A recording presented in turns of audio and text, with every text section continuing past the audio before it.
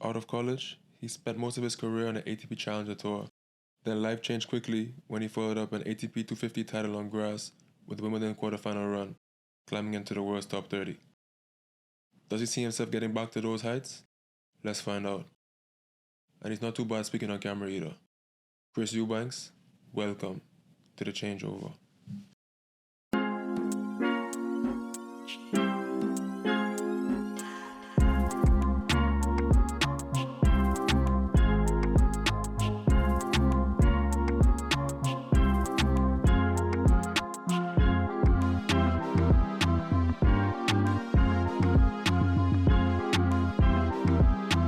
Boy, Chris, you made us wait, boy. It's been it's been over a year in the making. I think since, I want to say maybe Miami last year, we tried to get you on, and then we saw you a couple other times throughout the year and didn't quite work out. But thanks for taking the time to hop on the pod with us.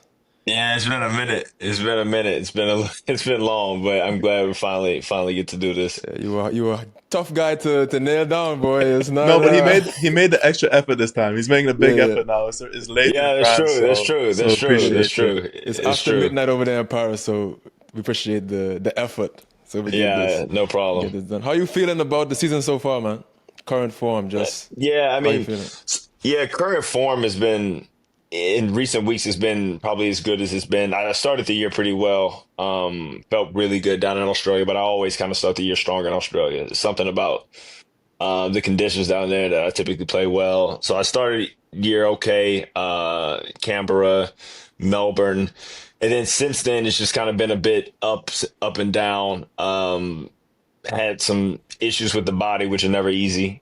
And trying to obviously stay healthy, and then mentally it's still been, you're still dealing with the ebbs and flows of tour life. Like you're never really immune to it. No matter what level you're at, there's going to be those highs and those lows. And so right now I'm just trying to focus on the level in which I'm playing. I think in the past I would try to compare my current level to maybe like my peak level, like what I saw for myself back in 2023. And it's like, it's not always the best thing to try to compare to like prime you in a way. It's more about like, hey, am I building on some of the progress I've made in recent weeks? And I feel like right now, even though I lost here at the French, I like what the steps and the progress that I'm making. And so I'm pretty pleased with it. I'm looking forward to getting toward the grass and then getting back on the US hard court. And I think I could you keep stacking on like better weeks on top of better weeks on top of better weeks. Then at some point things are going to start clicking. And so for me, I'm just kind of continuing to do the work, buying myself time, just understanding that it may not happen overnight, but it can click. And then when it clicks, I've seen what can happen. So What are those things for you that let's say you said the highs and lows of the tour, like tour life. For you, what is that? Is that just being away from home? Like, what do you struggle with the most, and what do you, I guess, deal with as a pro tennis player? yeah, I think it's the travel for sure is probably the biggest thing. I think for a lot of my early years on tour, I played a lot of tournaments in the U.S. because I wasn't really playing as many tour event qualities. I would rather play main draw challenges. We had a lot of those in the U.S. So there's a comfort level that's kind of always there. It's like, oh, I never did a European clay court season until that year, whatever, I was top 40, like the year after. So 2024, last year, it's the first time I'd ever like gone to Europe and done a real clay court season. Like I'd always played a lot of the tournaments in the US and Mexico and just kind of stayed there for a lot of the year and then come over for the grass, obviously. And then after the grass, we come back to the US. So that was a big adjustment, having to spend like a long amount of time away. Even when you're away in the US, it still feels a bit like home. You still have your kind of your comfort things, your Chipotle, the things that kind of ground you that you're used to. And then when you're kind of gone away from that for, what was it? I think 2023, I left for 12 weeks in a row. And then I did it all over again for the clay court season. It wasn't exactly 12, but it was a good amount. And there's an adjustment there. You're like, whoa, I'm really never like, I'm not used to this. I'm not used to having to be on the road this much. So that's probably the biggest thing. Just takes, getting used to it. And yeah, but you figure it out. It's just like anything else. You're like, oh, this is what most players have had to do for most of their careers. I've just been lucky being from the U.S., been able to play a lot of tournaments at home. So, it is what it is. And then in regards to the actual tennis, so when you're not feeling at your best and you start to have that feeling, what is it for you that you focus on? You described earlier about the work, like just doing the work and stuff. So what do you focus on in your game to try and get back to the levels that you want to play at? When I was playing my best, and funny enough, I wasn't really overly obsessed or concerned with winning. It was more so just like enjoying the process of it, and then getting on the court and being like in crunch time saying, I did everything I could possibly do. So let's just let it go. Let's just see. Let's just go for this shot, And that started really that Miami 2023 when I just I wasn't obsessed with the results in the matches. I said, I'm gonna go out here and just kind of focus doing what we work on in practice and then letting the rest kind of take care of itself. And then I started to have my best results. And then I continued that in the grass. I continued to have my best results. And again, I wasn't concerned with obsessing over the winning and the losing part. And then I started to become obsessed with the winning and the losing part. So it's funny, it's like I know what kind of got me to that point. I know that the winning and losing part allows for, at least in me, a lot of ups and downs and ebbs and flows. And then I kind of got out of that mindset. I had some of my best results. I put together some really good weeks. And then you get there and it's like you want to continue that progression. Like, at least in my case, it was I got to the top 30 and I was like, oh, I want to be top 20. So I need to be winning these matches. And then the mindset kind of shifts. And I start focusing on trying to win and just win and win. And then in those pressure moments, you're not nearly as confident, especially with my type of game style. It's like I have to be calm under pressure and know that I still need to go for my shots. If I get a little bit too concerned with winning, I start maybe become a bit more passive. And that doesn't bode well for me. So finding that balance, and you're still learning as you go along. I think that's kind of the big lesson. It's like no matter what stage you are in your career, there's still things to learn, and I'm still a part of that learning process. And each and every week, it's like another lesson. It's like, all right, I got to really focus now on really just focusing in on that process again and not obsessing over the wins and the losses and allowing that to affect how I go about my day in and day out work, which I've always been pretty good about that. I never really let the losses kind of stop me from working hard. If anything, I start to do too much. I start to watch way too much tennis and like rewatch, finding little things in my game. And then I start obsessing over it. And that's the tricky part as well. But still, I think for me, it's just remaining steady in the process and not saying, okay, I lost a few. I need to up everything by 10% or 20% and being like, no, just keep with the work and you trust the work. The work is going to show. Is there any sense of an imposter syndrome when you get used to being whatever it is between 150 and 300 and you're at Challenger Tours for most of your career when you first start out, and then 6 months later you friggin' quarterfinal Miami, you quarterfinal Wimbledon, and you win at 250 and now you're top 30 in the world? Is there are you super confident at the time, or do you feel like, whoa, like I'm in like a really new space now and I don't really feel that comfortable being this quote unquote top 30 player? I think it's a little bit of both in what you're saying, because the difference is, I think the it wasn't necessarily the guys that I was playing or the guys that I was ranked around that was kind of like a whoa moment. It was one of the, I would say, whoa moments was I then became a good win for a lot of guys. Mm-hmm. That's one thing that changes, and you start to feel a little different. Like you're taking losses and you're like, I shouldn't be losing to this person. Whereas before, that was never really my mindset. And also for a lot of my career, especially playing challengers earlier in my career, you could play your way into form in a couple tournaments.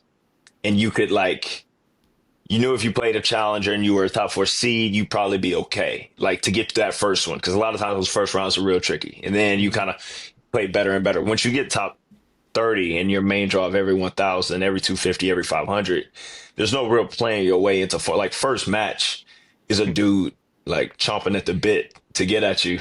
And so that is I would say more of an adjustment of being like, okay, our first round, Paris Masters, I got Talon Kriegsport. Oh, okay, that's tough. Like first round of Basel, I got Jan-Lennart Struff indoors. Okay, yeah, that's tough. So I think that is probably the adjustment that takes place. But it never was for me, I don't know if I belong here. I felt like my level showed that, I belong there. And, but it was more like what used to happen to play my way into my best self, my best form in tournaments in which I had done well.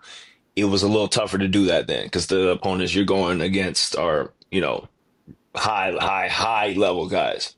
Hey guys, quick break from the episode. The best way to support us is to like the video, subscribe to the channel, ring the notification bell so you don't miss any of the upcoming videos. Thanks for watching and enjoy the rest of the episode.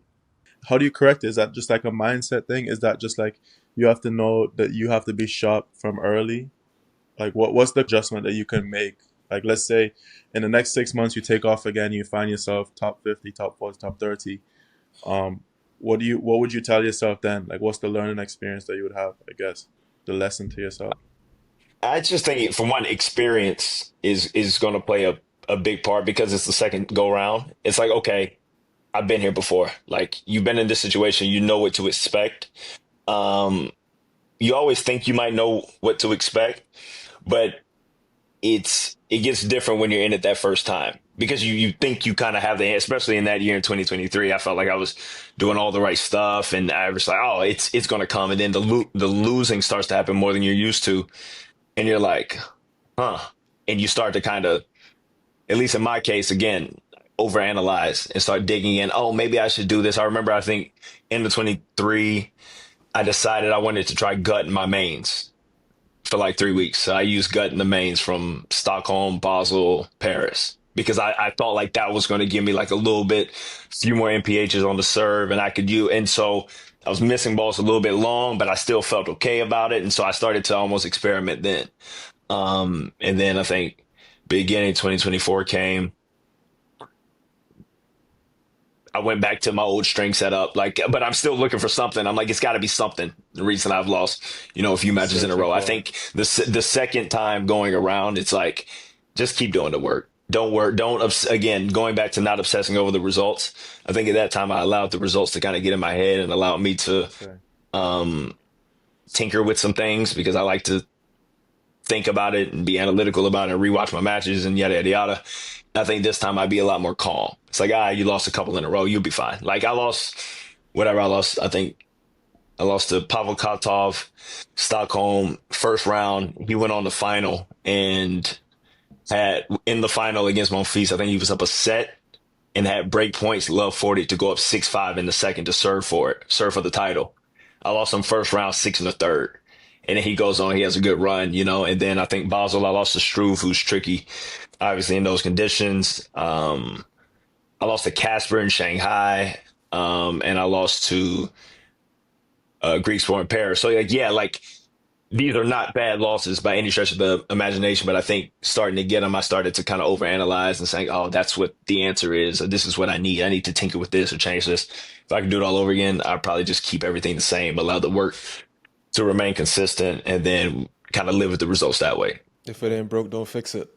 Yeah, and don't panic and think it's broke if just because you've had a couple tough weeks. Not even broke. It's not broke. Like it's not broke. Like, is there any added pressure when you start signing like these sponsorship deals? Like you've become like sort of the face of Jay Lindeberg for tennis, and because at the time you had some other things going on. Does that stuff play into your mind, or is it ever distracting? Like, does it add extra variables to what's normally just a week you show up to play some tennis? Maybe now you have these other engagements, other obligations? Podcasts? No, because podcast at 12 o'clock, 12:30. No, it doesn't because we have a really good relationship with each of the brands that I kind of work with. Okay. And so they're super understanding. And one thing they know about me is like I'm very organized in terms of like my commitment. So if I have something that I need to do, I know about it like months in advance. So it's like nothing really pops up or sneaks up on me, which I'm not prepared for or planned for. So, and they're super understanding. They've always remained super supportive. So no, we've done a really good job of just maintaining the good relationships. And so that doesn't really factor in that much. I'll say it's more just my own kind of ambition and frustrations and whatever else you want to call it that kind of plays into, again, my own psyche. You guys have done a good job on this platform of having players on who talk about the mental side. And I'm like, man, if people really only knew like how crazy mental this sport is. Not even just the sport. We could talk about the sport and the decision making, the shots you go for in certain situations, when you're going to poach in certain score lines. And we could talk about that, and we could go in depth about that a ton. But before you even get on the court, the mental part is, I think, something people couldn't even imagine. Yeah, I'm curious about both of those things. Maybe we start with off the court. So, like, in 2023, can you remember what sort of the talks were like with your team before you went on those big runs? Like, how were you guys speaking to each other? Was there like a certain, I don't know, were you guys being very positive about things? Were you just very neutral about things and just kind of working day to day? And then did that change after the results? Did you start having different kind of conversations with people around you? No, well, yes and no. So the weeks leading up to Miami, because Miami was the first really big jump I did, I believe, in 23. I think I went around in Aussie. And then in 23, I got to like 10. It's a very similar spot that I am right now, actually. Very funny. I got up to 103, That's something great. like Come that. on, Maybe, loaded. maybe I was like, Loaded. maybe I was like, maybe I was like 103 or something like that, and I was one match away from being top 100 for the first time. And I played terribly for like 3 straight weeks because I wanted it so bad. And then I knew I had points coming off of Indian Wells because I qualified in at 1 round. So I knew when I needed to get it in my mind. I needed to get it before Indian Wells. I didn't get to Indian Wells. I lose first round, Q's to Martyr, and I dropped to like 122, something like that. And then so Ruan knew that I've been thinking about top 100 for a while, and I was getting super frustrated with it. So I went and I used to have the live tennis rankings app on my phone. So that was before the live tennis rankings was in the ATP app. So I had to, yeah. So you got it, yeah. So I had it in my phone, and I was checking it every week. And then at that point, after I lost in Indian Wells, I deleted it off my phone, like by my own. I was like, I'm gonna get that out of here. So I deleted it. I showed up in Miami, qualified in, played a tough second round qualies match too against Lucas Klein. I think it was 6 in the third. We had a battle. I got him. Then so now I'm not really thinking about top 100 anymore. I know I've dropped to 20 something, 120 something. So I'm like, whatever, we'll figure it out. Let's just make good of this opportunity in Miami. So then I qualify in, I play Kudla first round. I win that. And then I play George, and I'm down a set and a break, come back and win that match. And then I was like, so now like in my mind, I'm kind of like subconsciously starting to calculate points, but then I like immediately shut it down. Because I'm like, well, if at Indian Wells I qualified in 1 round, Bro, I do the I was exact like, same thing. I was right there. So like, I just qualified in and won 2 rounds. So does that mean I didn't even really like? I kind of thought about it, and I was like, don't even focus on that. Just focus on the next match. So then I beat George, and then I played Barrere, and I end up beating him. And it was a crazy match. I won a set. I won the first set. I was up a set and a break. Was absolutely tattooing the ball. And I had 1 loose service game. He broke back. And then we get to a second set tiebreaker, and I get down 6-2 in the breaker on his serve, I believe. Yeah. And we have to leave the court. We go off the court, and I go into the locker room, and I see Francis. And Francis is in there. He's currently on Stadium, and he's having a rough go of it. I can't remember who he was playing, but it wasn't good.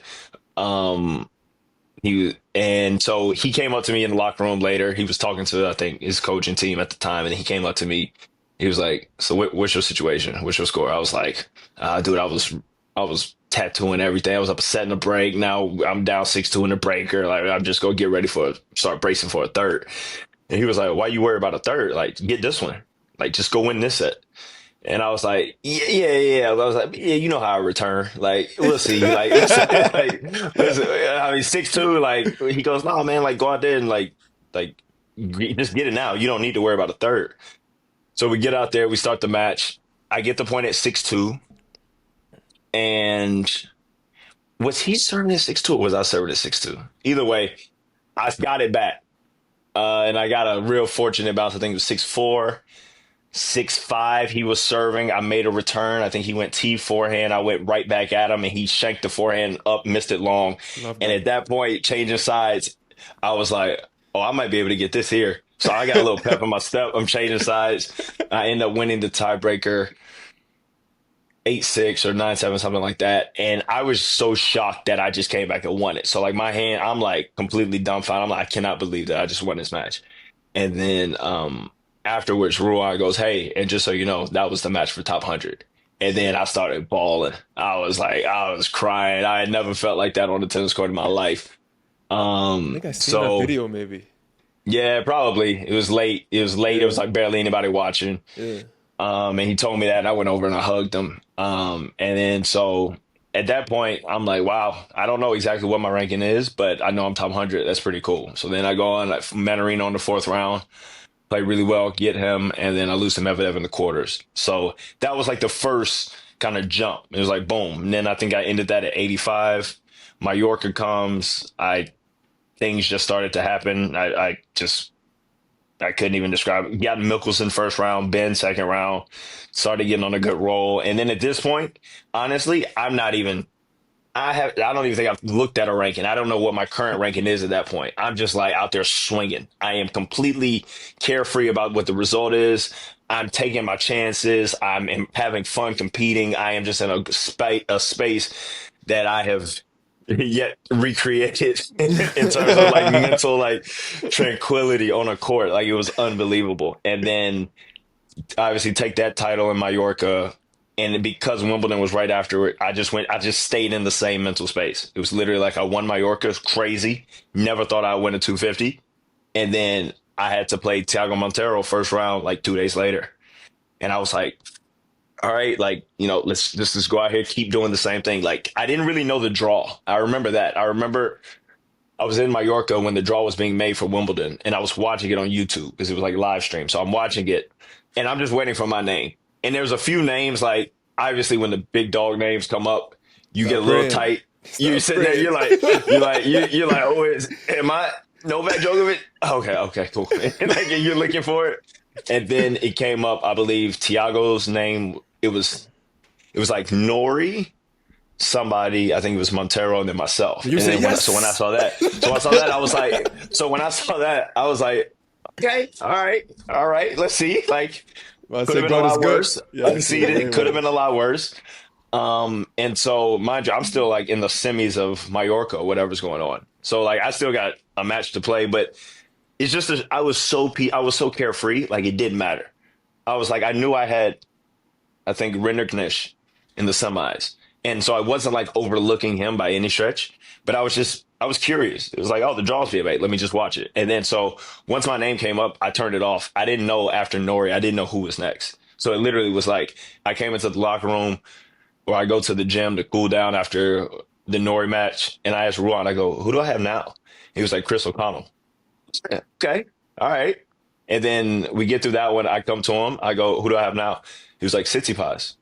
I was like, okay. All right. Like it was literally, who's the next name? I didn't bother to once go look at the draw and see how it would shake up. I was just like, focus on the first match and move on. So, that was kind of the mentality before that. And then afterwards, obviously, as we talked about, you just start to kind of, I think my own level of expectation and wanting to go even further just kind of disrupted that kind of flow state I was in mentally. Because even after Wemby, I came back and I quartered Atlanta and lost to Vukic, who ended up finally losing to Fritz. So I was still playing decent after that. I went around at the Open. I was playing very calm after that. It was just, I think after the U.S. Open is when I started to kind of think a bit more about kind of what was happening. And it just disrupted kind of the space that I felt like I was in. There's also probably just more time. Like now at the end of after U.S. Open, you have the Asia swing and then it's off season. So now you have time to just sit with your thoughts. I did Labor Cup as well, which was fun. That part was fun as well. But yeah, you're 100% right. Like that was the earliest I'd ever ended my year in my career. That 2023 year. Time to think. Because I ended it right after Paris. And I told somebody else this. I was like, the interesting thing about my rise and then a year later was I was top 50 until I wasn't, which it's a great thing to have because it pretty much guarantees me main draws and no real fluctuations. But at the same time, if you're not winning matches, I couldn't play challengers to kind of get myself like build some confidence. I think the only challengers at that time I could have played may have been the 125s in between. India was in Miami, and there weren't that many. I think I played Cagliari actually at 175 after Madrid. But like throughout my career at various points, if you lose a few playing challengers, even if you're in challengers, you can find your confidence pretty quickly. You can build it back up, even if you got to drop down and instead of playing a 100, playing a 75, whatever the case may be. I didn't really have that. I was like top 50, so I couldn't enter challengers that weren't 175s. For the viewers watching, it's because you're not allowed to enter. If you're inside top 50, you're not allowed to enter the challenges because of the ranking cutoff. That's Yeah, with the exceptions of the 175s and I think some 125s. I think you can. There's rules that get you in, but yeah, for the most part, like if you're top 50, you can't play a challenger. So it was like only thing I could play was whatever tour events were going on. There was no real option to say, oh, I know I typically play better in these conditions, so I'm going to go play here. It was like, no, like you got. So then I had to play the clay court season come 2024, which is something again I had never had to do before, but I didn't have a choice. So I'm going over there. I'm playing, but I'm still trying to figure out getting my footing and everything. Like, so now I'm just going over there and I'm barbecue chicken for a lot of dudes. Yo, so, okay, the rise, unreal. Then things don't go great for a while. But like before there's like a big drop, I guess you have this chance to defend Miami, chance to defend Wimbledon, to defend Mallorca. What is it like when you don't feel your form is quite there, but you have to defend hundreds of points that week? What is that mental approach to those events? Like, how are you feeling in those moments? Because we watched you play Miami, must have been 2024, Unreal. and you beat Dan Evans. Crazy match, inside and forehand, Crazy you're match. running forehand Crazy match. pass, crazy. Yeah, crazy match. And you get Yeah, through I that remember one, that but match. like, what is the sensation inside of you, like, let's say off court, and then when you're playing those matches, like, how are you dealing with that pressure? You know what's funny is you feel the pressure more leading into the tournaments. For me, at least, I felt a little bit more, especially when you're not winning as much as you used to and you know they're on the horizon. The weeks out, that's when you probably feel it the most. Okay. By the time the tournament arrives, you've just accepted it is what it is at this point. You're like, we're about to like we're about to just it is what it is. Hey, we're like, gonna see what's good. Hey, baby. we're already here. We're already here. Like you then try to say, I've played well here before. I have like there's good vibes here. Like Miami conditions suit me. Like I've always a lot of times played well in Miami because I just like the hot and humid conditions. Mallorca was very similar, hot and humid.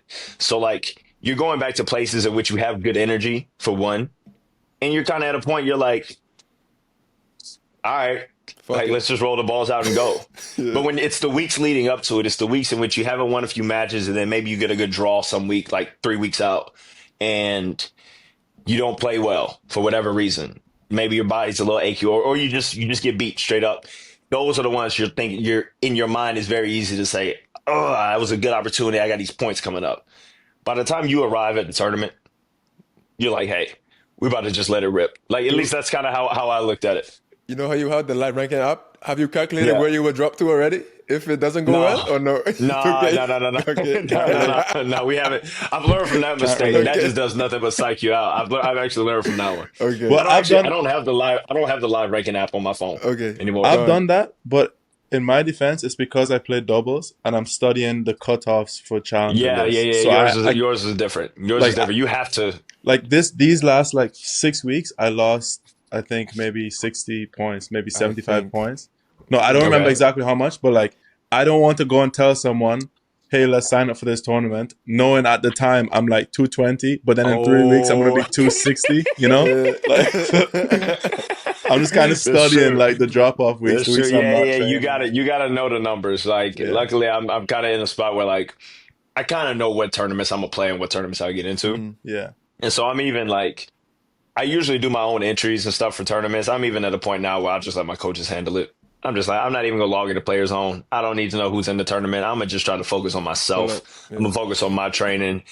And whatever happens, happens. Like, that's kind of the mentality I'm trying to get back to, that carefree, that peaceful, that ability to say, I'm going to go out here, I'm going to compete. I'm not going to obsess over winning. I'm not going to obsess over losing. I'm going to obsess over having a good attitude, doing what we talked about in practice, and then just saying, hey, The results going to be the results. Like, and when it's supposed to click, it's going to click. I wish I can say the same thing. Like, I'd be studying lists, like the preliminary list. I'm like, okay, there's 4 Yeah. teams Oh, signed up. you hunting. I You're hunting know. it, huh? No, because it's the worst, bro. Because I'm like right on the edge. So if I play a future, I'm gonna be seeded. But if I play a challenge, I'm Yeah. gonna be like one of the last teams in. So I'm like studying lists. I'm like, okay, these 4 teams are signed. These next 3 teams are gonna go in for sure. So what does that add me and this? Like, I'm studying. I'm like sending people WhatsApp messages with like the whole preliminary list before the guys even sign. You know?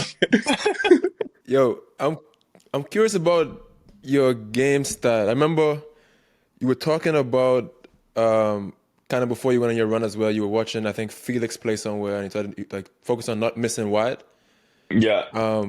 But we were watching you play in, I think on tennis TV. We must have been in Peru, so maybe you were playing some hardcore tournament. And This year? Last year. Okay. And we were watching you play, and obviously serve and the forehand are like the staples, and then But we felt like you were being. Was that Canada or Cincinnati? Yeah, something. You said it was where? It was either Canada or Cincinnati. One of those 2 weeks. Oh no, maybe it was a smaller tournament before. It was maybe it could have been Atlanta. It could have been Winston. Winston-Salem. That's what it was. Winston-Salem. Yeah, who was I playing? Which match was this? Do you remember? Tiebreak in the third. I think you won. Safiullin. Yes. Yeah. And we were watching you play, and you kept from outside looking in. We saw you playing, and when you would attack with the forehand, it would go well. But you were also taking big cuts with the backhand, even on like return points. And and I was thinking about this idea of like the sword and the shield. So like the forehand is the sword you can chop up, and the backhand is like more of a shield. But I felt watching you like, man, he's taking lots of risk on the backhand side too.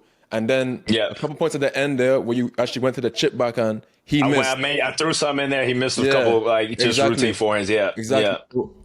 But it's interesting to me because we also spoke to Milos Raonic, who was saying, that was a great episode. Yeah, that he would purposely play crazy like short points on return games too until like a big moment. Disrupt the rhythm, and then you wait for crunch time and you make them play some balls. So I'm curious if you feel that your style is to play big on buses all the time, or is that literally like a thing where you want to get the match to moments where, okay, now it's tight, and now I'm going to make you play balls you haven't seen the whole set?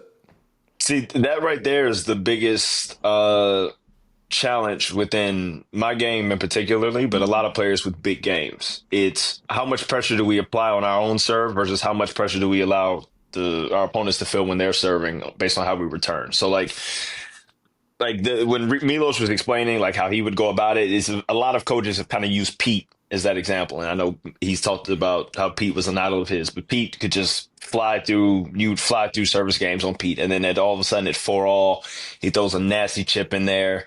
He's not taking as big of cuts. He's making you play, but he's disrupted your rhythm throughout the whole course of the match. And now it's crunch time and you're not as comfortable with letting go.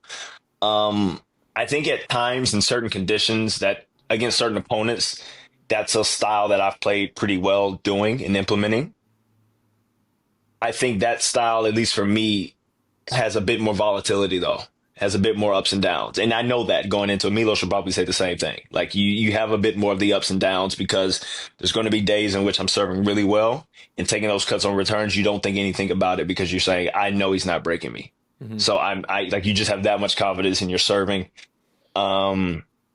And then there's certain days you saying, all right, I need to get into a little bit more second serve return. For me, it's about finding that balance and figuring out what's the best moment to implement which strategy. And that's the biggest challenge that I've found, not just now, but throughout my entire career. There's certain times in which I play really well, just ultra aggressive all the time. There's certain times in which it's like, that you kind of swung yourself out of that match. You gave up too many unforced errors. And so it's that push and pull of that, that spectrum of how aggressive can I be and still be efficient, still make balls, but still take enough risk that I can disrupt my opponent's rhythm so that my opponent is looking up at 4-all, 5-all, and they're like, man, I haven't hit a ground stroke in I don't know how long. Mm-hmm. I haven't been on balance and had to come up with something. And then you do little things. You chip a second serve return, you come to net because now it's like, you got to come up with a passing shot. You haven't hit a ball for the last 10, 15 minutes. So many factors, bro. Like, are the courts slow? Are they bouncy? Because if they're slow and bouncy, for me, that means the kick is going to get up higher on my backhand. If it's a little bit quicker, I might be a little bit more prone to being more aggressive because the ball isn't going to get as high out of my zone. Bro, so you're it's 6'7", bro. What do you mean? Yeah. And then a good kick serve. The problem is though, I have to get so far inside the baseline to be able to take a full swing at a kick, True. a good kick. So I have to get so close in, and if you don't hit it well, you're damn near in no man's land. Yeah. It's either like I got to go back this way, or I need to just try to run forward and hope. So it's like you get caught, and I think that's why like a lot of guys will use the chip, because the chip is like I can hold back a little bit. I don't have to be so close. Use the chip because it'll get higher, but on the chip is okay. Chip that, and then I can kind of give myself some time. Because also, too, if you get on top of it in no man's land, you're hitting it hard. You're not really taking pace off of that. Like, you got to step in and go after it.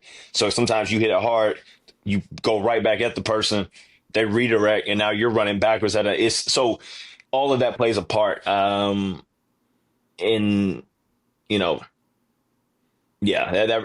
hope it should make sense. All that plays a part. It's just finding the balance. It's a tough balance to find. It's super tough balance to find. One of the reasons that I wasn't the most confident in my game, and it shows, is because of that exact situation. So I'm 6'5".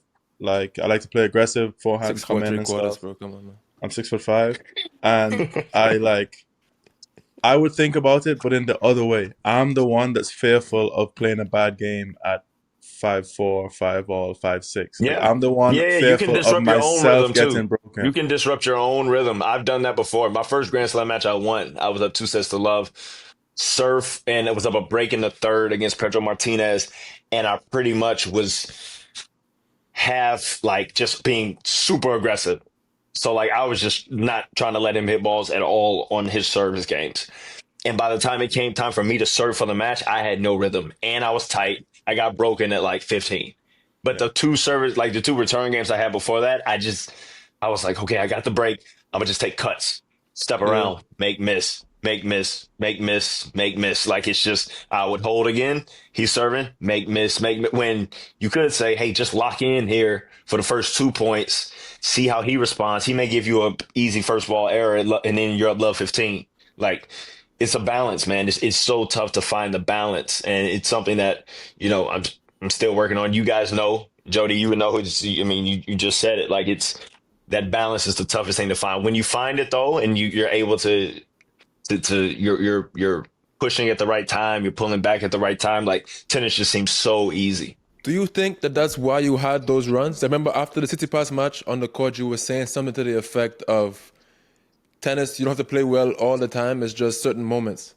Do you think that you were just picking those moments well at the time, and that's just kind of different? Yeah, and I was playing well in tiebreakers too. That whole summer, I was playing really well in tiebreakers. So when tiebreakers came, I was like, oh, good to go. I think my third round against O'Connell, when you're playing tiebreaks good, you feel like the fucking biggest man in the room, bro. It's a joke. You were like, I think, so even dating back to Mallorca, I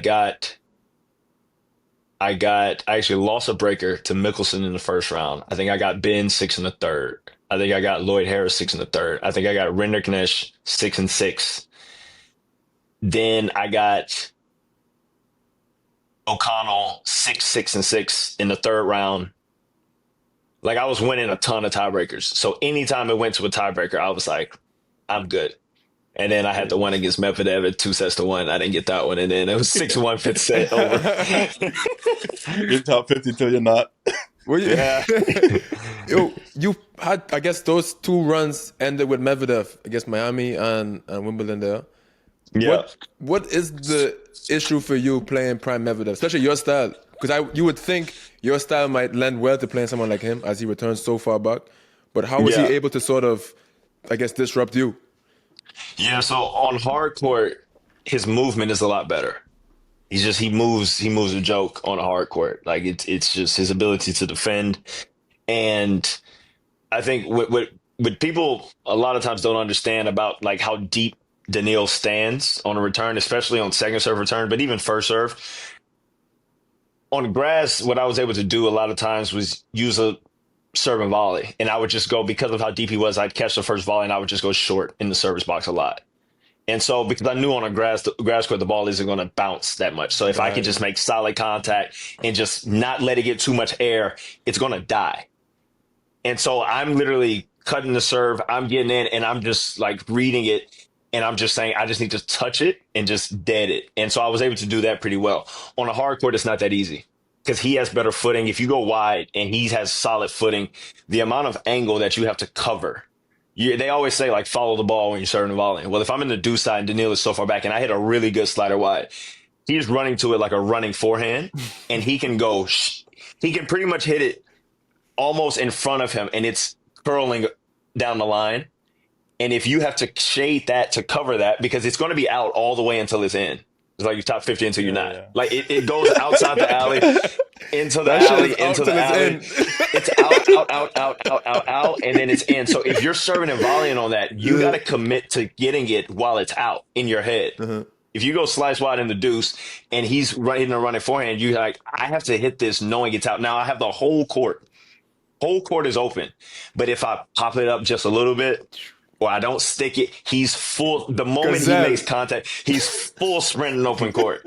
And that's the other thing he can do really well, too. If you serve and volley on a hard court, he's really good at getting that first ball low and at the feet. And the moment it leaves his strengths, he's full sprinting inside the court. A lot of people don't talk about how fast he regains his court position. They look at how deep he stands. But they also don't realize when he's hitting that ball and he starts his recovery back to a normal depth behind the baseline, the ball is still in the air. Like he's hitting it and then he's running and the ball probably hasn't even bounced on your side yet. So he's making up ground. And then the other thing with his returns in particular that are so tricky, they slide through the court. So where a lot of guys who stand deep, if you get someone who stands deep and they try to play up, well, if they don't get it deep and it's a short ball, it's at the service line, you can get on top of it, you can tattoo it, you can crunch, you can get in, you can kind of keep the advantage. His ball doesn't have to be that deep because it's spinning like this.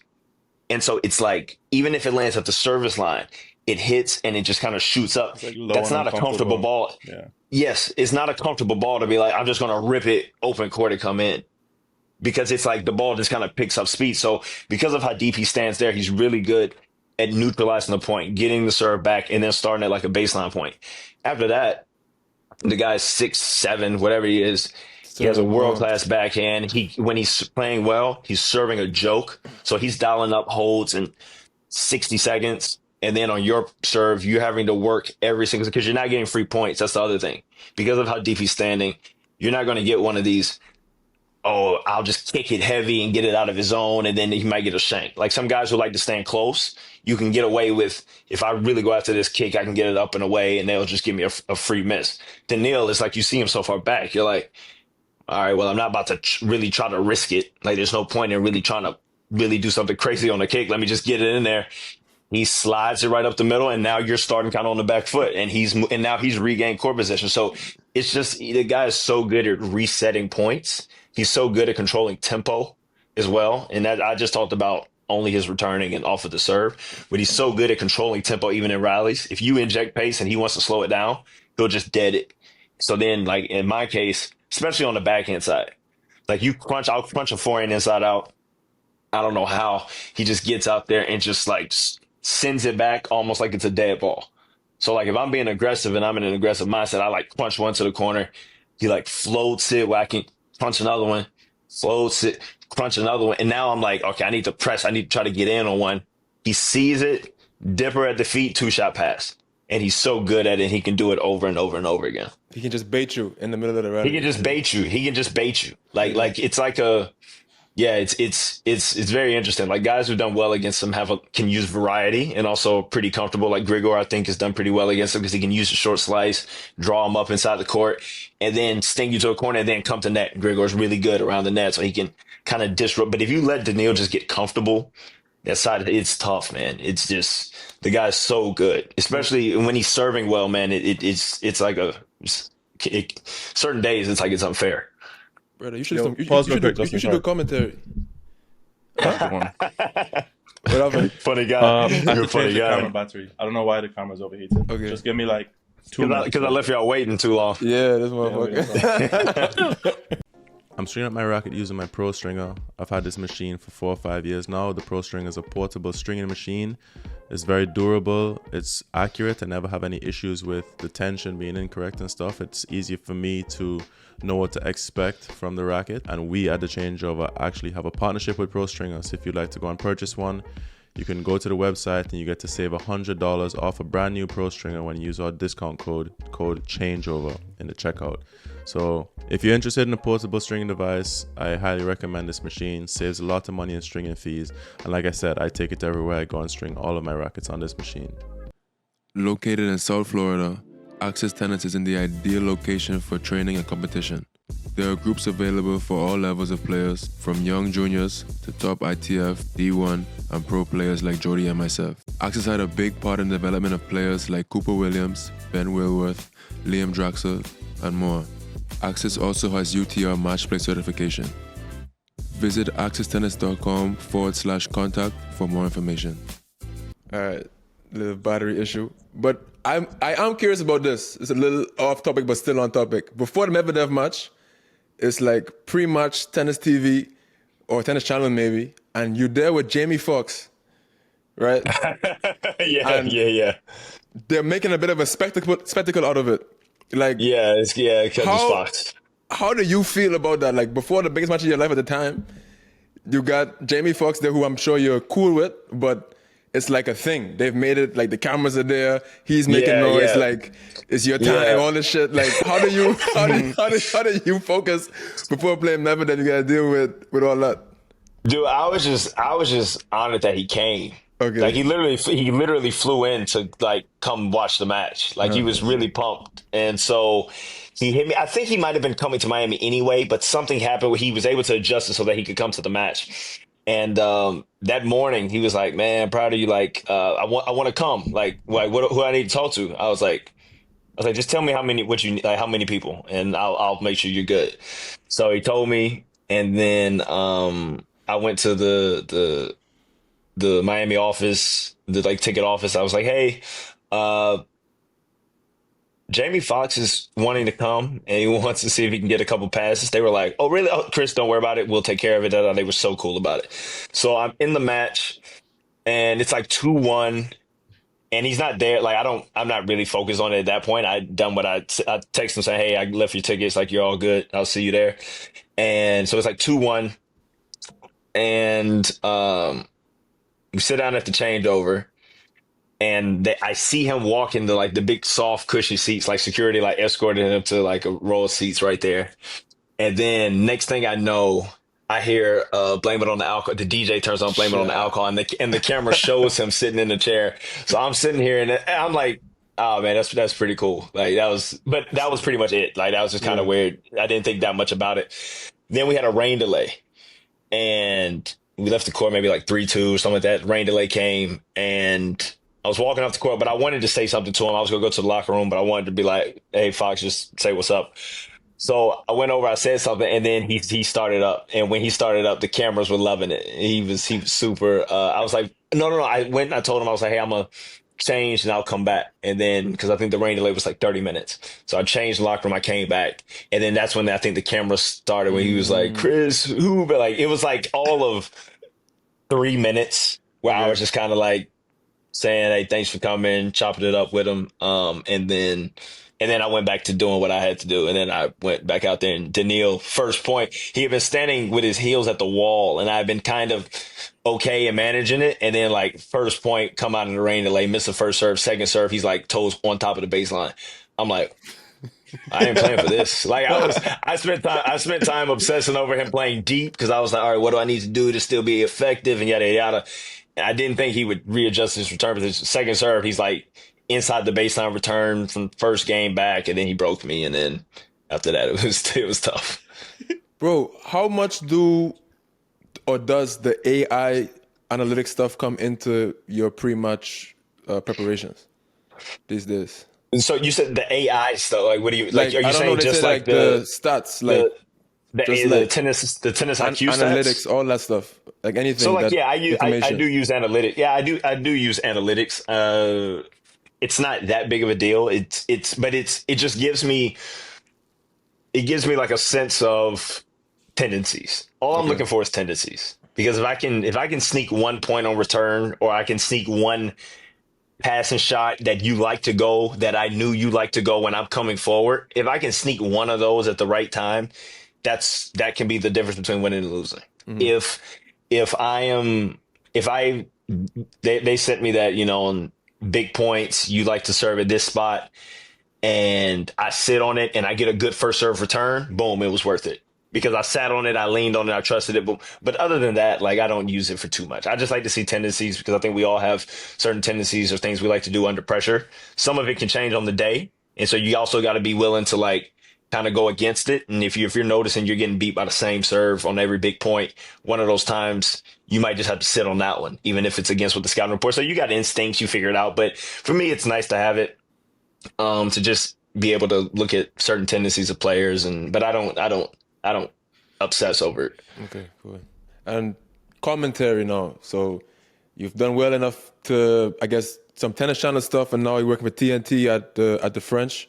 Yeah. How has that affected your tennis? It may be positive, or maybe even are there any negative sides to that? Could the comfortability factor, knowing that when you're done with tennis, you're probably good, if that's the options you want to go with, you can do commentary. Does that take away any hunger? Do you become a little bit less, dogged, because you kind of know you're kind of set after the fact? No, I think for me, the hunger now for my tennis is about trying everything I can to get back to where I was, to prove it to myself. That's the hunger, that it's now not necessarily about, what does the future hold. That was never really a thing that I thought too much about. I didn't really, wasn't overly focused on, what's my life going to be like after tennis. I think I naturally felt like, I'll probably maybe get into coaching or go back and finish my degree. But I never put too much thought into it. Even now, I still don't think that much about it. It's still about my day in, day out is about, all right, what are the things I can do to get myself back to where I feel like I can be? And so that kind of is the main fire that keeps me going now. So it's not necessarily, I would say, a lack of fire. I think outside perception would be is oh, you're doing more commentating now. You maybe not as focused on playing. The thing is, what I think people kind of miss is I commentate outside of my regular playing schedule once out the year. I did some work for ESPN for the Australian Open. I'm already down there. I'm not missing anything. I'm not sacrificing anything to do 3 days of coverage for ESPN or 4 days of coverage for ESPN at the Australian Open. I'm already there. There's nothing I'm going to play Europe after that. So I got to stay in Australia anyway. So it's not really anything that's kind of blocking there. TNT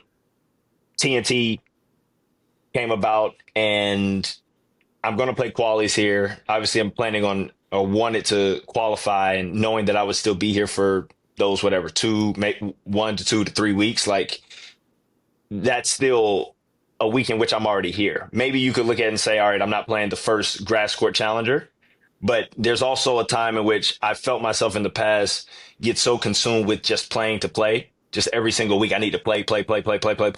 And that's also never really worked for me. I have to choose my timing. I have to choose my schedule. I have to make sure that I'm a little bit like what Milos was talking about, and saying all right, I can play and really be locked in for a certain amount of matches, a certain amount of weeks. This is where my focus is going to be, and it's not just going to be chasing points. So I have that here for TNT. And then for the U.S. Open, I'm in New York already. Whenever I'm done competing, staying and doing 3 or 4 days for ESPN isn't costing me anything, because tournaments don't start into Asia until a week after the U.S. Open ends. So there's never this part right now with TNT and doing the French Open is really the only week in which I'm ever, in theory, missing a tournament to do commentating. And then I do next gen at the end of the year during the off season. Which check better? Do you feel like the wait, what are you saying? Which check better though? Which check? What you saying, Jody? Yo, who feel harder, dog? That's what I want to know. What'd you say, Jody? Do you feel like the act of commentating and watching tennis has any benefits to you, or do you just feel like it's just something that you're good at and you just enjoy producing? No, it's a little bit of I enjoy it, and I do think it helps me because I And think oftentimes, Stop. and that oftentimes, check serious. oftentimes, dude, I do it for the love of the craft, bro. I do it for the love of the Yo, craft. Like that's cap. What that is in it's your head, a that's cap. it's That's it for the a love. I enjoy doing it, man. It's more of an educational thing for me. If we're being Amen. real, like I have to give to them to have the opportunity because that's how beneficial it is for me. But I felt that. I feel that. That's why we do this. We love this. This is from the heart. super. I mean, so sincere. If only you knew.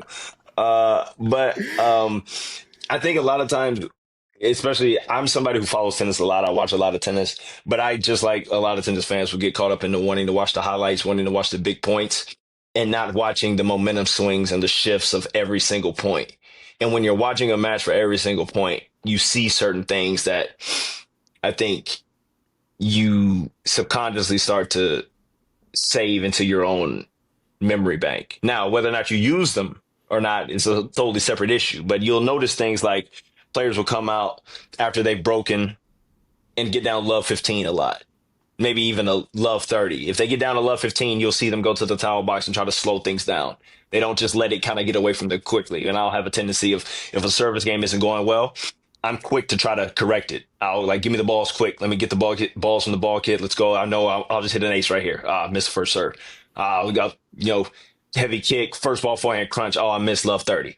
But a lot of the better players, they do a really good job of managing the in between the points. So love 15, I just broke.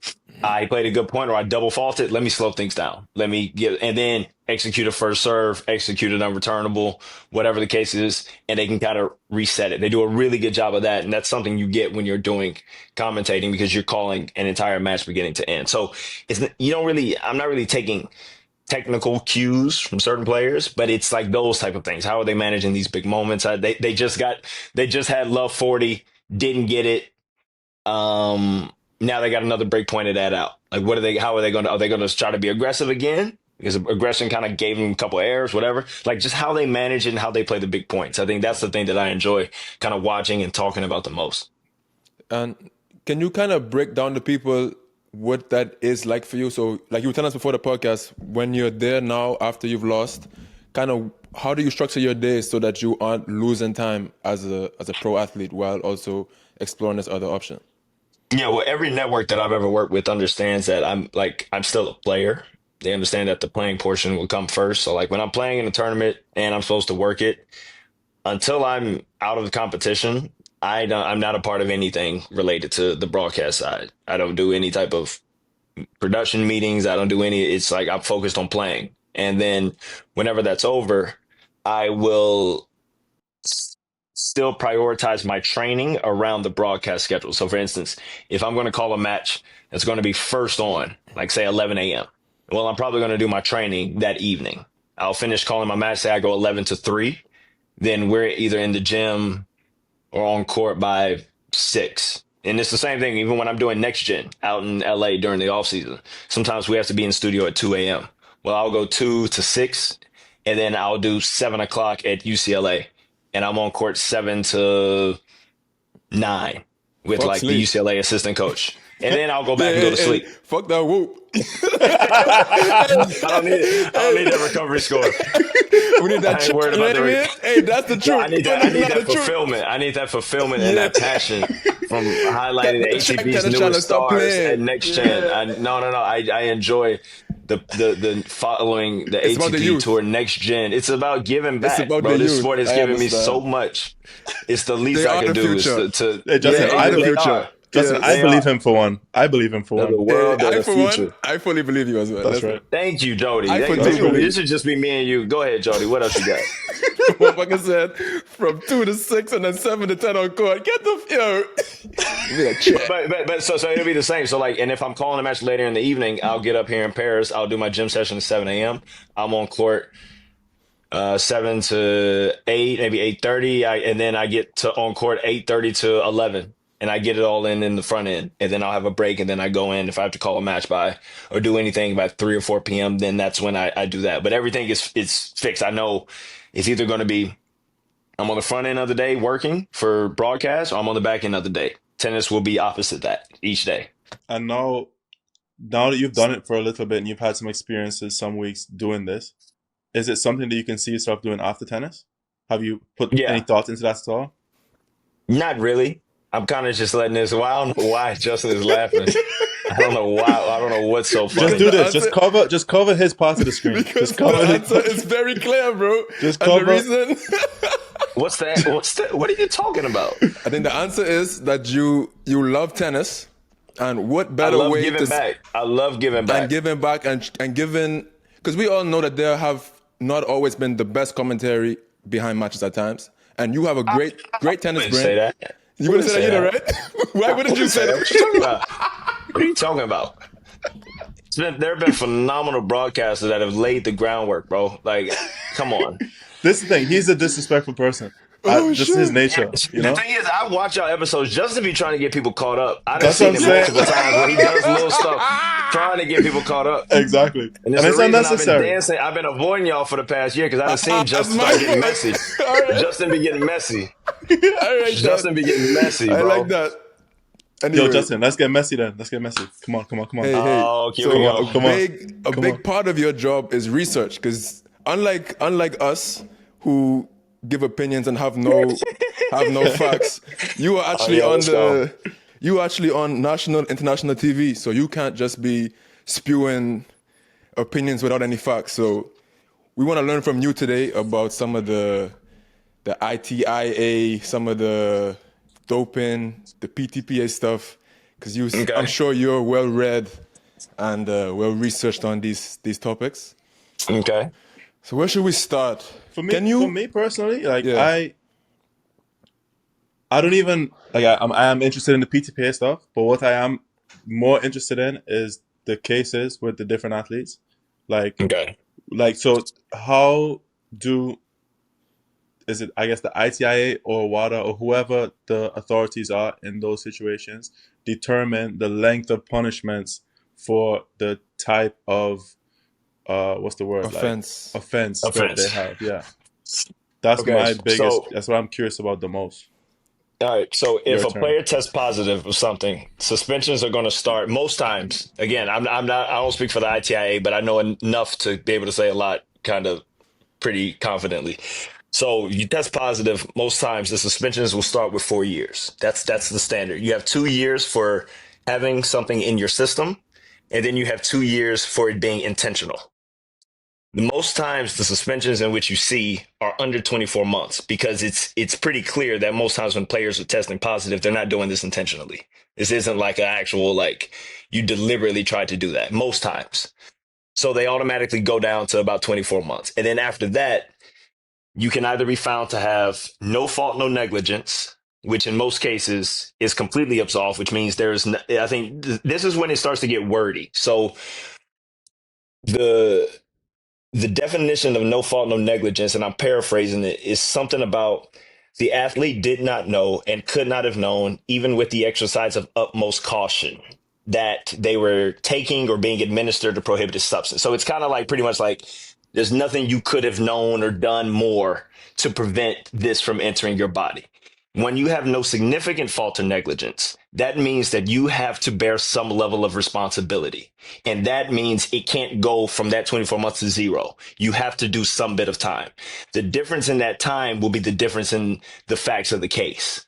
So some people will get 18 months. Some people will get 13 months. Some people will get whatever, but it's usually under that 24 month if it's no significant fault or negligence. No significant fault or negligence, that definition is the athlete did not know, but could have known or should have known. I have the definition somewhere, but it's they didn't know, but they could have done more to not have this happen. No fault, no negligence means they are completely innocent, completely absolved. There's nothing more that they could have done. No significant fault or negligence is you got to take some of this responsibility. So that's why the suspensions are different. Okay. I go to dinner, I eat steak at a steakhouse. this is pretty common. Like, it's In happened a bunch Colombia or of somewhere. times, like Yeah. in Mexico, Colombia, something, and then I do a drug test, I test positive. That's no fault, no negligence, correct? It depends on what country you're in. There are three countries: Mexico, China, and I think Guatemala, in which if you test positive for certain specific banned substances that they knowingly use to inject the meat, if you test positive of one of those like 3 or 4 substances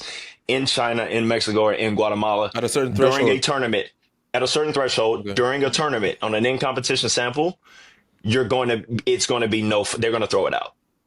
If it's outside of that, and Colombia is not one of those countries. I know Colombia is a big topic of conversation. It's not one of those In countries. Colombia last year, they're everyone was aware. taking picture of dinner. Like, every single person, every Yeah, night was like yeah. taking pictures of dinner. Like, bro, what you Yeah, Paranoid. yeah. Which is it's the smart. I mean, it's smart because Colombia isn't on that list.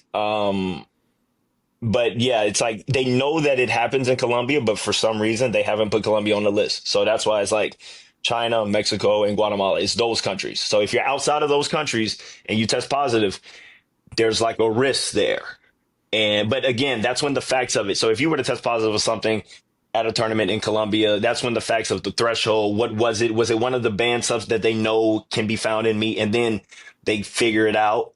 But it does get a bit kind of confusing. But yeah, they have a list of countries in which you're completely absolved, and just Colombia isn't one of them. And Okay. where did? Oh, go ahead. Sorry. No, you go on, cook. I was curious. Where did Yannick Sinner's case fall in that? Did he have no fault, no negligence, or did he have Okay. significant or whatever? So the ITIA ruled that he had no fault, no negligence. So one of the big things that the ITIA they said, and this is their words, this is not me. I didn't do the investigation. Like I'm just reading the report and asking them questions about it. So what they said was, especially when they're trying to compare other cases, right?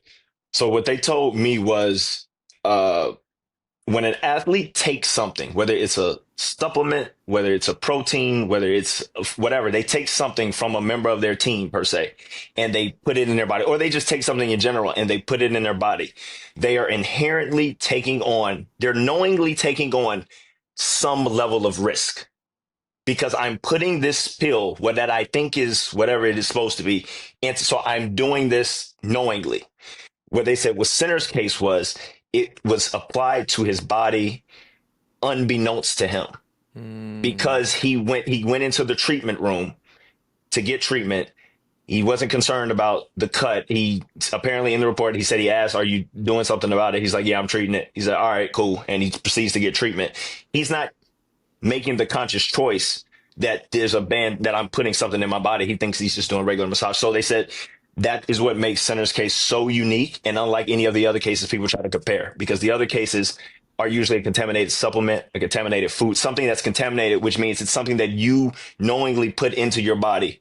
And because you put it into your body, you take on some level of risk. So that's why a lot of the contaminated. Sorry, go on. Go ahead. So it would have been different had like he known that cream was being applied to him, obviously. Yes. Like the difference was the spray or cream or whatever was on the other person's hand, and then he got massaged with like a different cream. Like it wouldn't have been known to him. It was that's not the cream that was used. He was using whatever they regularly use, but he contaminated into it, which is why the concentration level of it was so small and was consistent amongst the two tests. Because I think the two tests were like 7 or 8 days apart. So I'm like, if you got a cut on your finger, you're using the spray to cut it, like to treat it, you probably go use it for a few days. Like, you're not just going to do it once and say, all right, I'm not going to use it. Because apparently it's so common in Italy. It's like a topical, like Neosporin type thing in the States. Like, you got a cut, you just put it on, whatever. So that was also the part of the facts that they dug into. Granted, I don't know nothing about how they get the concentration level or any of that, but the concentration levels were pretty similar on those 2 days. That's what I'm really curious about, because I listened at the time when you went on Roddick's podcast, and I listened to it again a little bit today. And like, one of the criticisms was that like they said the percentage of clostebol that they found in his system was not, the doctors determined that that's not performance enhancing. And I don't know about I don't know about drugs and like cheating and stuff. And I'm an honest man. You know what I mean? So the most honest guy. Hypothetically, if a person was cheating, like, if they test me right now in the middle of my like I'm taking drugs like every day or whatever. I don't even know how it works, but I'm in the middle of my like routine or whatever. They test me, I'll test positive, like super high percentage of whatever I have in me. But if they text me like Yeah. if they text me like a week or 2 weeks or a month or 2 months later, wouldn't the percentage be smaller? So like hypothetically, if someone was cheating, couldn't that be a thing too? So that's the reason that one of the questions they get asked a lot, and I even asked them. I go, well, why do we have these certain thresholds that would trigger a positive test if we know they're not performance enhancing amounts? Yeah. And what they were explaining was like doping is very complex in terms of like microdosing, which is kind of what you're alluding to. Like you do it, you stay under a certain threshold, Exactly. the life of it, it's at the end of its whatever lifespan, whatever the proper term is. It's the end of that cycle, so that's why the thing goes, the level goes down. I guess in theory that could happen, but that would also mean that the player is systematically all throughout the year avoiding and timing it exactly right to where it's like they're always anytime they have an out of competition test, when they come and knock on the door, they're always just under it. And it's like, so he would need to know. Right, well, if you're that good, you would have to know. You would have to know when the test coming. I've talked to. I mean, I'm not in the whereabouts portal now, but I was, and I know other players who've been in it. They're like, sometimes they'll come 2 or 3 days in a row, and they'll get you, and then they'll leave, and they'll come back and knock again the next day, just because they want to. They want to, change it up. They want to throw you're back. Gotcha. All right. So, but there's a say, gotcha. You gotta bleep that though. I can't have that in the internet. But yeah. Oh, that was good. Oh shit, that was good. But But yeah. So that means in theory you would have to just know when the tests are coming and time it exactly right each and every time. I'm like, if you can do, and also, which they also said, the better you're playing, the more you're going to get tested. Like it's like a thing that players assume, but they were like, no, like if you're having better results, we're going to test you more. That's just a fact. So it's like you look at a player, he was as hot as anybody in the world at that time. He, whatever, 1 year in finals, won Davis Cup, wins Australian Open, shows up in Indian Wells. Like he's as hot as you can be. So I'm assuming it's part of the reason he got tested that close in whatever that 7 or 8 day time frame. And it's like, but if the concentration levels are the exact same, you at the end of your cycle, and then you start it in tournament again, and you're into your cycle. Because if you start it in tournament, they a lot of times get you after you lose, which is when they got him. So like, and you lose the first day, you decide. Like it's just, to me, it. I don't know. I don't see it, but that is the other argument that you could be at the end of a cycle. Yeah. Okay. And so with Max Purcell now, so he goes to get an IV of some whatever vitamins or whatever it is. And he asked them to do to a certain threshold, as what I understand, or I could be wrong. Yeah. And they go over. That's still, he bears how much fault then? So the ITIA ruled that Max bears significant fault and negligence, which is why he got the suspension. There's some other details in the report. I would just say, just take a look. It's not that long. Take a look at it. They have what they say, some evidence. They have phone records of, again, this is what they're saying. They have phone records of messages that Max sent talking about the clinic. And I don't know, like, I'm assuming it's true. Was it before or after the text messages? Do you know? Was what before or after the text messages? Did the text messages before or after the test? The IV, sorry. After the IV. After the IV, okay. Apparently they were after the IV. I think it was like off season 2023. Okay. So they felt like they had some evidence in his case. And also, again, another thing that's different, Max accepted his provisional suspension the moment he was notified. Because you have an appeal. Whereas in Center's case, every player has a 10-day window to appeal.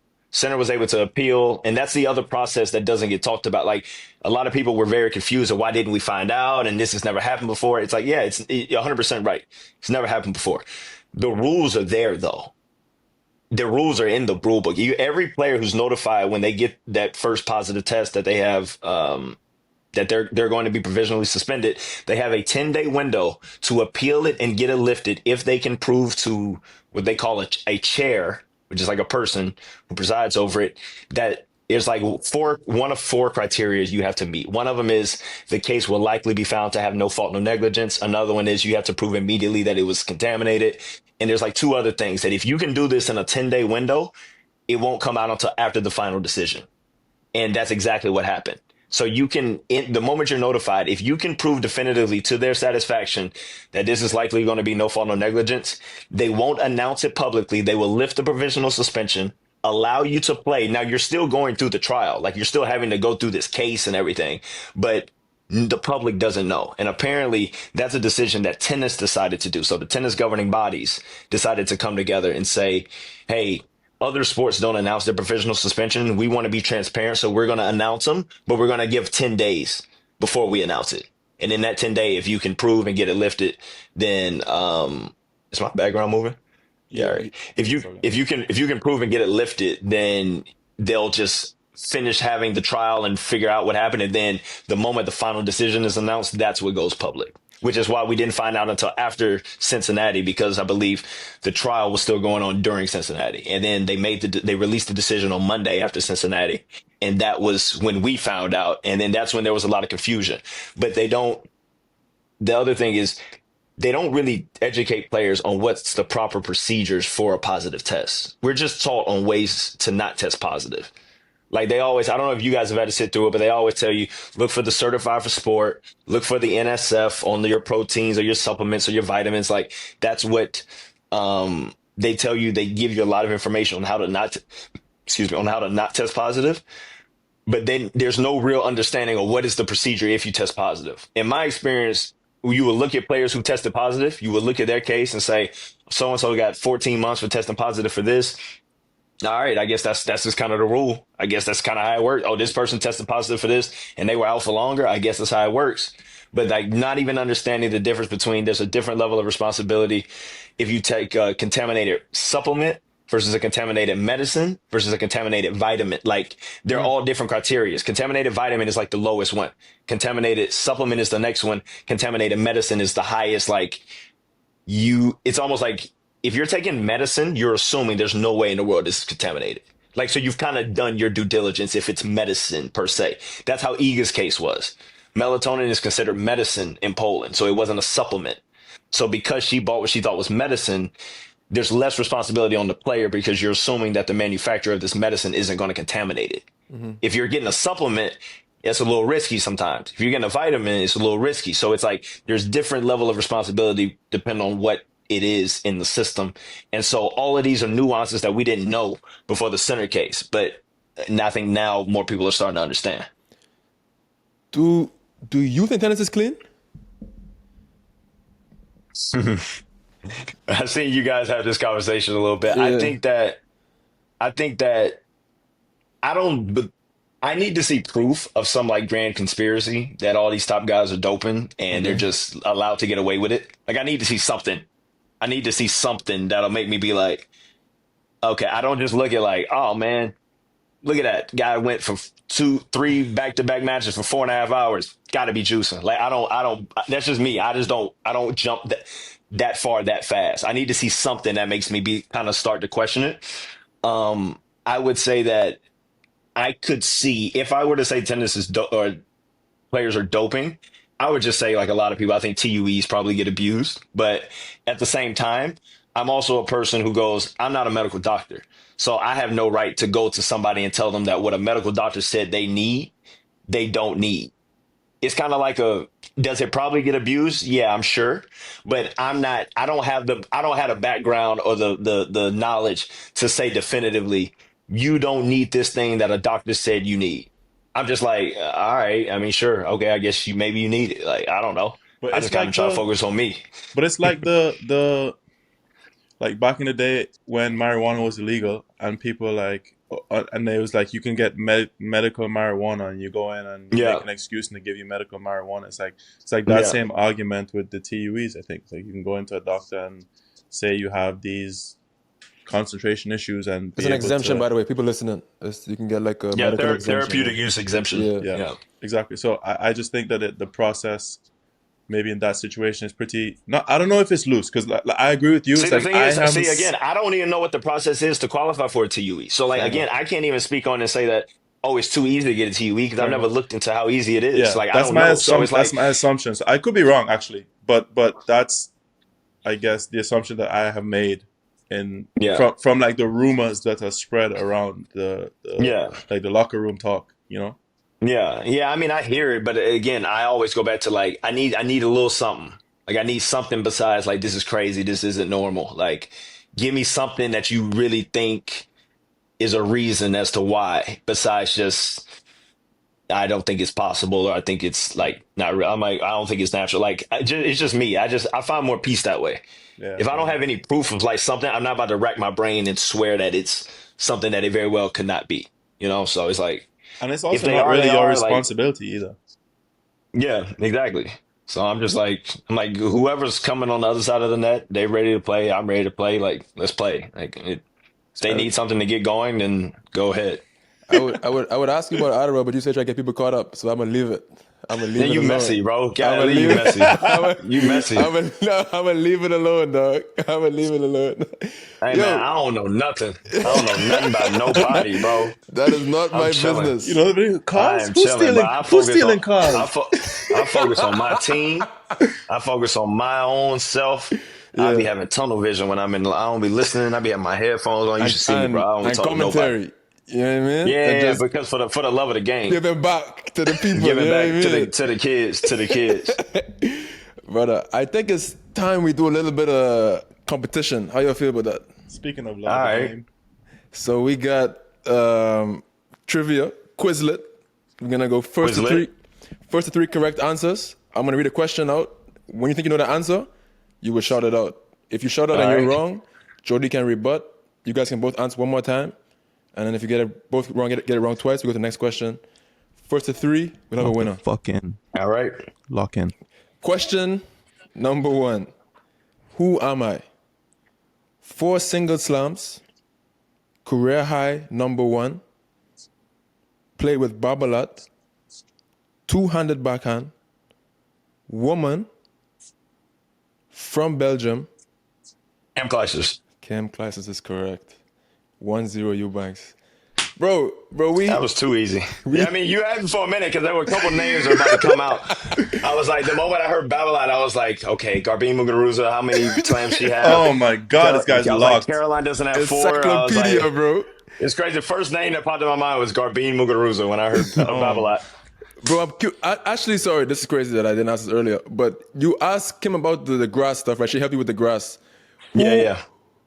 Do you have anybody you're going to try to get some help on the clay? Because you mentioned like before struggling with the moving on the clay and being barbecue chicken. What I need to clay for now? You said barbecue chicken. That wasn't me. That was you said barbecue chicken. So I want to know who can help you not be that. So I did a few days in Charlotte with Andy. I went up there with Andy Roddick and got on court with him and my team, and it was really cool. Like first time I got to meet him in person and got on court. Dude's still crazy competitive, man. Really? It was good though. We got on court like he was like crying, like he was ready to go, like Really? on the court, ready to go. We're doing not even 2-on-1s, like 1-on-1. He's like, all right, 2 here, move me over here, and he's like full on going. Really? He tattooed me too with a backhand. We did a game where it was 2-on-1s where whoever you approach to, the other person moves out the way. And I approached Andy, came in, went drop volley. He ran it down, ad side, backhand, cocks it back. And so I'm shading line thinking, okay, is he going to go lines? Is he going to roll it cross, like whatever? And I kind of leaned this way, and right when he swung at it, I realized he pumped it right into my groin. But he missed me by like this much. But it was clean. It was like solid. And I just went, Barbecue chicken for real. My coach just yells. He goes, "Oh yes, yes, yes!" He was so pumped. He was so pumped. And I got up. I was like, "Nah, you missed me, but like you almost got me." And he just like turned around and was like, "Next point, let's Locked go." in. Like he's Crazy. so locked in. It was cool though. That was really fun. Question number 2. Name a racket brand that begins with the letter T. Technifiber. Wow, that's your brand, bro. It's quick. That's That was quick. our brand, actually. That was I don't quick. like that, dog. 1-1. That was Anyway, quick. 1-1. I thought you were gonna go way more obscure. I was thinking like you were gonna say P, like Prokinex. No, you Like gotta, I was Could you say like, Prince? hey, you gotta stay in the moment, brother. Prince. You can say Prince. The Strixon 1-1. one got me. The Strixon one definitely Yeah, got Strixon me. was a good one. Okay, 1-1. Okay. Who is the highest ranked currently this week out of Francis Tiafoe, Arthur Fields, and Ben Shelton? Ben. Ben is correct. That's 13. I think it was 13 or 12. One of them. Relax, brother. It's okay. Yeah, man. It's okay. We get it. You do commentary. We get it. The man is just like answering and showing working. Bro, it's okay. Bro, he prepared for this moment, dog. You mean? You think this again? I've been ready for it. I've been ready for it. About a year and a half now. All right, 2-1. 2-1. Okay, here we go. Music. 2-1. I'm going to read the lyrics to the song, and you got to tell me the name of the song. Name of the song, title of the song. Title of the song. Not the Okay. artist, the title. Fool me one time, shame on you. Blame on you, fool me fool me Twice, fool can't me put the one blame time, on you you. put the blame on you, fool me Fool me three times, F the peace sign, load the chopper, let it rain. on you. Only regret, no role, you want me to say it, no role models? No role models. Yeah, All day. I mean, that was easy. Yeah. Jody, you got cooked, brother. The man read all the lyrics. Fool me up. one time, I knew the shame on lyrics. you, I wasn't fool me wasting twice, my can't put the time. blame No. on you. Come on I now. wasn't gonna He waste the rapped the whole time. song out. Bro, He can rap. I'm wearing a Dreamer jersey right Dreamville. now. Like, I'm wearing a Dreamer jersey right now. I Nah, thought you were I gonna give me. If you had given me Clouds, that would have been tougher. But I know don't every word to understand. that song, so You I don't would have understand like that how would have been many easy. people just message me like, bro, you need to get better at the quizzes. Like, bro, I can podcast and I play tennis. All right, I can do those two things pretty good. So Yeah, but brother Chris, long time coming, but great episode. Enjoyed taking the time. I know it's late over there. You got to be pushing 2:00 in the morning over there in Paris right now. So just want to thank you for taking the time, bro. And yeah, man, good luck over there. Oh, no problem. It was fun. It was fun. Glad we finally got to do this. For sure, man. And maybe one day we'll Appreciate get it done in person. But we Yeah, that'd be good. we're gonna we have this new thing we're trying to start now where we want to ask the guest who was just on who they want to see on this podcast. Okay. And that is for you to answer, my brother. Okay. Let's see. Who's next? I'm assuming then I gotta help get the guest You don't on have, too. you Huh? don't have to not do anything. necessarily. This is your part right here. If you want to help now, if you want to let the helping hand to her, and you want to give back to somebody, Give back. give back to Give me. back. I want to give back. Huh? suddenly the hat's coming low over the Yeah, low, eyes. low. Oh man, let me see who's. But I'm trying to figure out who would be a good who would give some good banter, like some good talk. Yeah. Who's also somebody you guys know, or do you like guests that you know already, or guests that you kind of like have to learn about, and the conversation's more organic? We're open to You're everything, open. brother. You just all right. We do it for the love of the sport. It's not about us. It's not about what we like. You notice how he knew the top 15 players and then all of a sudden he don't know nobody anymore? Yeah. See how that works? Yeah, man. No, because I don't want to suggest somebody that I don't think is going to do it. Like if I'm thinking of somebody, I want to get somebody who I feel like I'll comfortably be like, hey, check this out. Like you should do it. Okay.